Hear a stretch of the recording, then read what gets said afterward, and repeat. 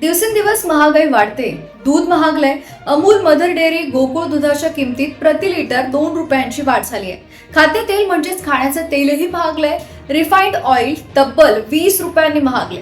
जे तेल 150 ते 160 रुपयांना प्रति लिटर मिळत होतं ते तेल आता प्रत्येकी 170 ते 180 रुपयांना प्रति लिटर मिळत आहे. पेट्रोल डिझेल प्रति लिटर मागे 3 रुपयांनी महागलंय. अनेक शहरांमध्ये 100 रुपयांचा आकडा पार झालाय.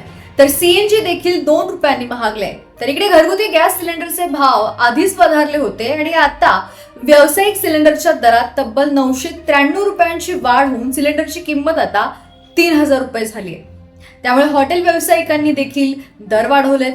सोनं चांदीवरील आयात शुल्कामध्ये वाढ केल्यानं सोन्याच्या दरात 12,700 रुपयांची वाढ झाली आहे. तर 1 किलो चांदी 2,90,000पर्यंत गेली आहे. ही महागाई कशी वाढली तर इराण, इस्रायल, अमेरिका या देशांच्या अस्थिरतेमुळे जागतिक स्तरावरती कच्च्या तेलाच्या किमती वाढल्या आणि त्यामुळे महागाई वाढली.